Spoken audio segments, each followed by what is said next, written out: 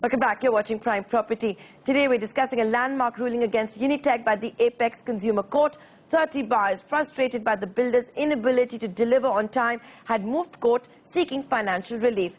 It worked out. The NCDRC set aside the ₹5 per square foot compensation and ruled Unitech paid 12% simple interest per annum as penalty on the money received so far from buyers. The penalty has to be paid for the period beginning from the possession date promised in the buyer agreement. That works out to be a lump sum of almost 8 to 12 lakh rupees per buyer. After the lump sum is paid to the buyers, Unitech still has to pay 12% penalty every month till possession. That works out to be almost 40 to 50,000 rupees per buyer. The penalty will increase to 18% if Unitech does not adhere to the new timeline it submitted to the NCDRC, and the new 14% service tax rate will be borne by Unitech.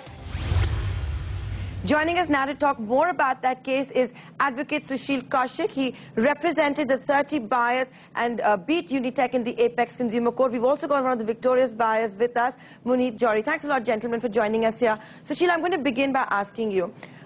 The press has been reading this as a landmark verdict. Going forward, has the position changed for home buyers across the country? Are they more empowered after this verdict?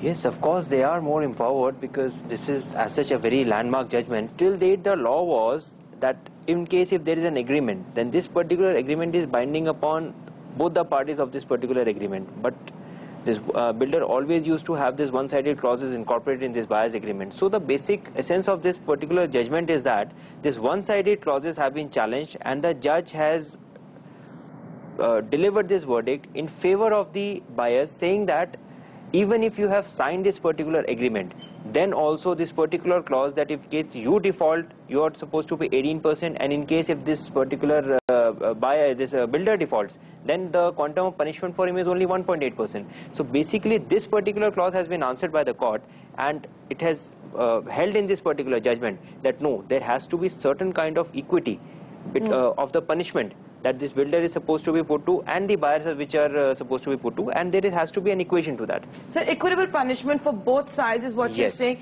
So now has a precedent been created? Let's be honest, most builders do sign these kind of buyer agreements where the penalty on the buyer is much higher as compared to the builder. So now can all buyers across the country actually go to the consumer court and say there is a judgment, so give us relief? Yes, every buyer can go, but the only thing is he has to fall within the definition of the consumer as per the Consumer Protection Act, and if he fulfills the criteria of a consumer and these kind of things are happening to him, that the builder has been involved into any unfair or malified practices, definitely he has a recourse to consumer now. Munit, we've got here to represent the 30 buyers that had moved the consumer court.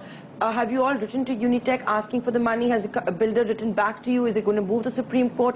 What is the communication like? No, there is no communication from Unitech side. There was never any communication from Unitech side, and but we have taken proactive approach, and we have written to the Unitech to enforce the judgment.